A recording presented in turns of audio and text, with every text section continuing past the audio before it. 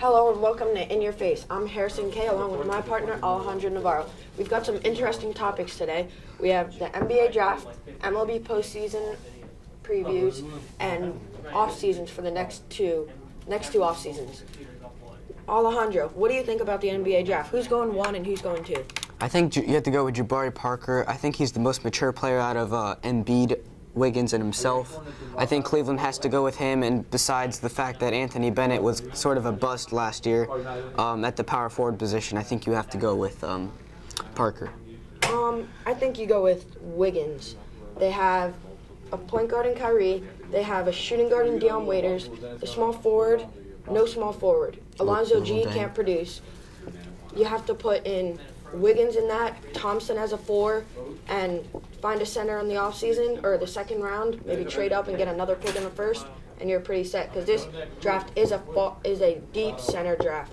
Well, one thing I think for Cleveland is it's a loaded draft, as you said, so I mean, they're capable of getting 2 very good players to fit those 2 roles you were talking about. And number 2 for Milwaukee. I think for number 2, I think Parker's going to come off the board.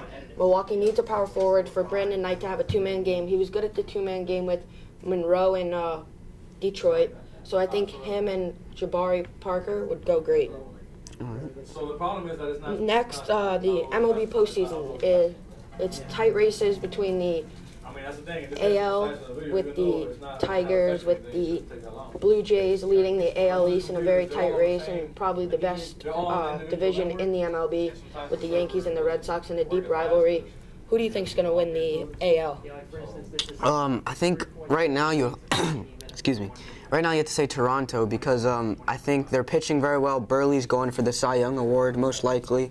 He's already got 10 wins, and they're hitting like crazy. I mean, Bautista is doing his thing. They're also getting contributions from Jose Reyes, power supply there, Melky Cabrera, and I just think the Blue Jays, if they keep it up, I think they're going to win it. I'm going to take the Yankees, actually. Masahiro Tanaka, in his first year from Japan, is 9-1. He's pitching like a veteran. I think he can go for the Cy Young. He came from a 24-0 in Japan, and he's more than expected to be. Girardi said coming in he would be the 3rd starter. He's playing like an ace. The hitting, players you didn't expect to step up are stepping up. Young Garvis Solarte is leading the team in RBIs. Mark Teixeira came back from an injury and is playing well. Kelly Johnson was a great pickup for the veteran minimum, as well as Jacoby Ellsbury is playing well, but Beltran's hurt. They have some injuries. McCann isn't able to play every day like he used to. But if they start stepping up and hitting some home runs, I think the Yankees could take the AL. I also think you have to keep an eye on Oakland because they don't have your prototypical superstars that you would say or all-stars, but they have the best record in the West, and they have a good chance to win that division too. Who do you think is going to win it in the NL? I'm going to say probably the Dodgers. The Dodgers, I mean, they're always going to be there, but they're not in the division lead. I think the Giants. Their pitching is always strong, and they're getting big contributions from Sandoval and Posey lately, and they're the best team in that league so far. I could see the Giants, but I'm going to take the Marlins. Marlins as my wild card. Marlins, I think Juan Carlos Stanton is having an unbelievable year. Casey McGee is having a great season. Their pitching has stepped up with Jose Fernandez out.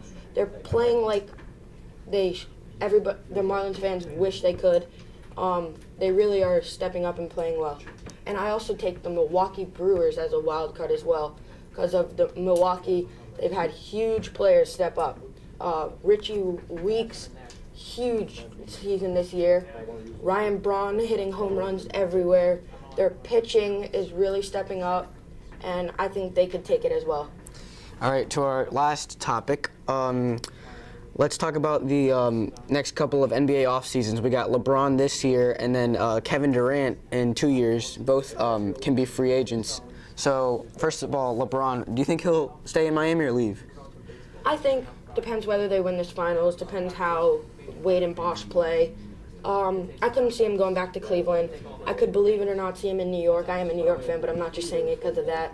But I could see him being in a big market like that because he wants to be the center of attention. He is the best player in the world.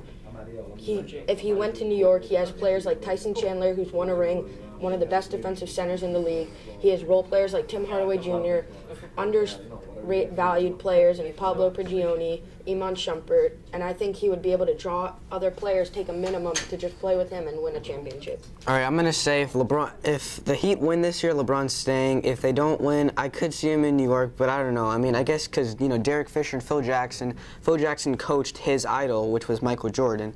But sorry, Cleveland, he's not going back to Cleveland, especially what the owner said about him right after he left. And it's Cleveland. I mean, I'm sorry, he's not going back. So now to Kevin Durant. In 2 years, I think I could see Kevin Durant. Depends if Russell Westbrook can step up his game next year, not avoid injuries, and not make Durant on every night go for 40, 10, and 10. And that's what we're gonna have to see. But I think he'll stay in OKC. They drafted him, and I think he'll stay. Yeah, I think it's a stable franchise, and I think he'll stay in OKC. But that's all we got. Wrap it up. For In Your Face, this is Harrison K. along with my partner Alejandro Navarro. Have a great day.